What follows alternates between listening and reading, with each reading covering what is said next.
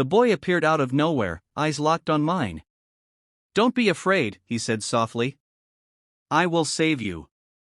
His voice was calm, but I'd never met him before. Then he added, "You look just like my dad."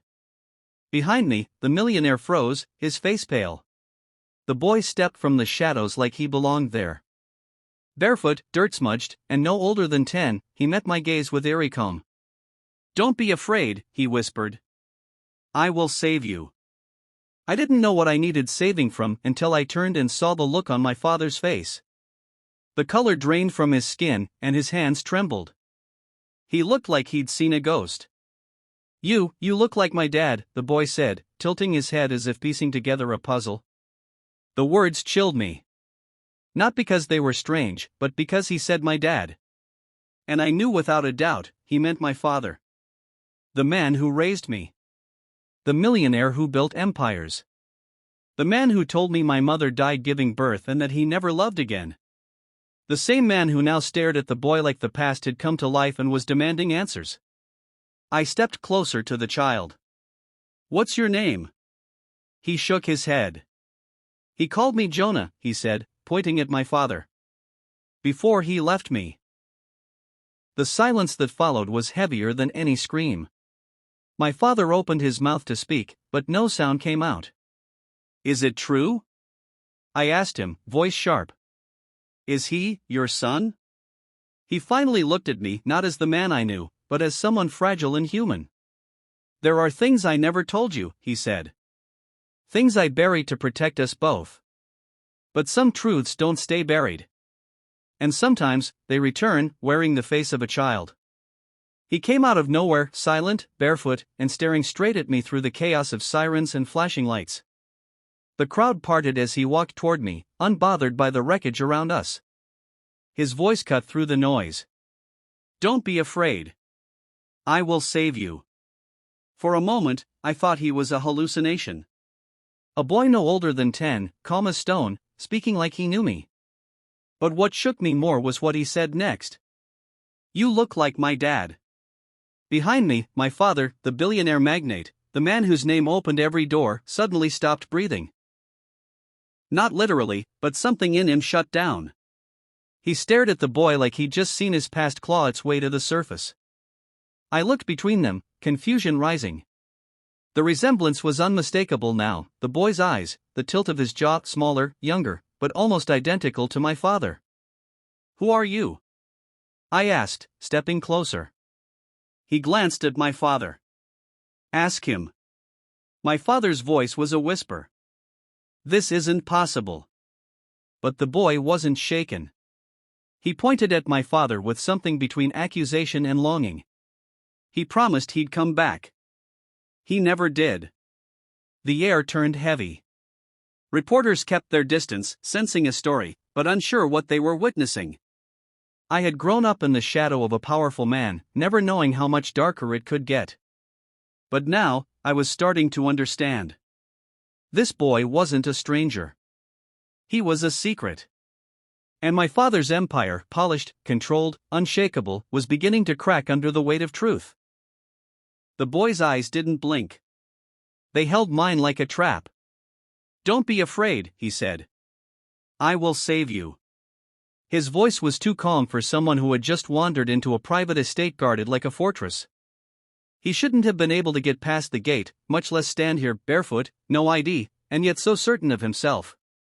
Then he said it, "You look like my dad." My father, the billionaire, the genius behind an international tech empire, went rigid. In all my life, I had never seen him speechless. Not in boardrooms. Not during hostile takeovers. But now? He looked terrified. "Who are you?" I asked the boy. He tilted his head. "I know things. About him. About you. Where are your parents?" I pressed. He looked directly at my father. "He left us. Said it was too dangerous to keep me alive." I turned to my father, waiting for denial. A laugh. Anything. But he said nothing. He just stared at the boy like he was a ghost from a life no one was supposed to know existed. I hacked into your network, the boy added casually. You shouldn't have left your files open. Now the silence felt like suffocation. This wasn't just a child with questions. He was a threat with knowledge no child should have. He knew names, locations, passwords. Things buried under layers of security and silence.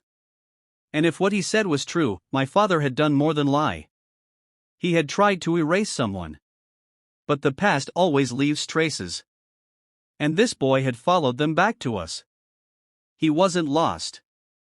He was returning for truth, for justice, or maybe for revenge. Don't be afraid, the boy said, stepping out from behind the shattered greenhouse. His bare feet crunched glass, but he didn't seem to notice. He looked no older than 10, pale, still, and oddly familiar.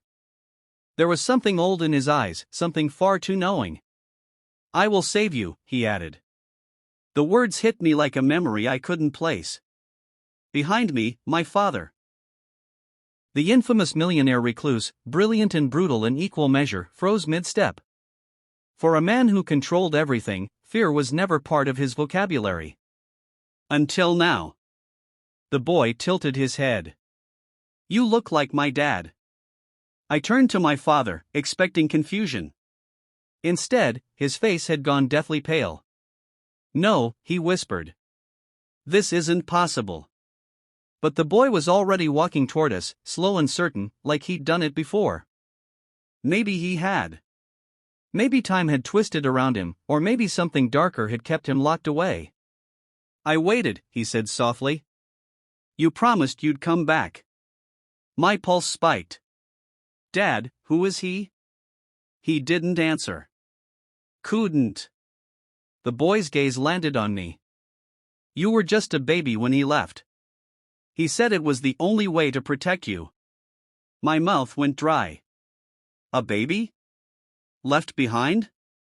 My father finally spoke, his voice cracked and hollow. He was part of an experiment. One we shut down. But he was supposed to be lost. The boy smiled, not kindly. I was never lost.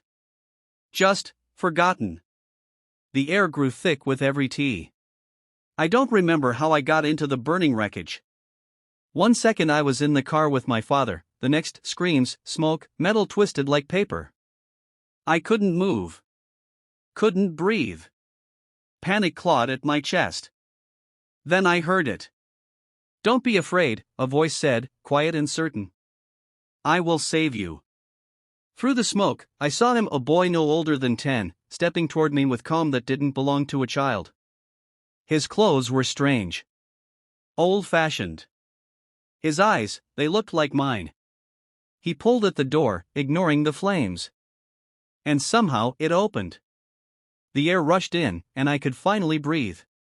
He took my hand and helped me out, guiding me like he'd known me forever. But when I turned to thank him, he was gone. Later, at the hospital, I told my father what happened. I expected him to say it was shock. Hallucination. But instead, his hands shook. What did he say to you? He asked. I repeated the words. My father went still. He used to say that to me, he whispered. When I was a boy. Before the accident. What accident? He didn't answer. A week later, I found an old photo buried in a drawer. My grandfather as a child. The same face. The same eyes. The boy who pulled me from the fire. It didn't make sense. It couldn't. And yet I knew that voice. I had heard it before, in dreams I never remembered. It came not to haunt me, but to protect me. The boy who saved me wasn't from my world. He was from my blood. From my past. And somehow he came back. He appeared at the edge of the estate just as the sun dipped below the horizon, a boy, barefoot, dust on his face, eyes full of something that felt too old for his age. Don't be afraid, he said, his voice calm. I will save you. I paused mid-step, halfway between the house and the gates. His presence was unsettling, not threatening, but familiar. Then he said the words that froze the air around me. You look like my dad. Behind me, my father, the ever-powerful, ever-distant millionaire, stopped in his tracks. His glass fell to the ground, shattering like the illusion of control he wore so well. He stared at the boy as if looking at a ghost. Or a mistake. I turned back. Who are you? The boy looked at me, then at my father. He left before I was born. Said he had a new life to build. A better one. My throat tightened. I glanced at my father, expecting denial. But his silence was louder than any confession. I found letters, the boy said. Pictures. Clues. Enough to lead me here. The resemblance was uncanny. His eyes. His jawline. Even the way he stood, it mirrored my father's posture perfectly. Like a reflection across time. You never told me, I said, my voice shaking. You said you never had anyone before me. I thought it was over, my father whispered. I thought I could bury it. But some truths don't stay buried. They grow. They follow. And sometimes, they knock on your front gate with your own eyes staring back. That day, I learned a stranger could feel more like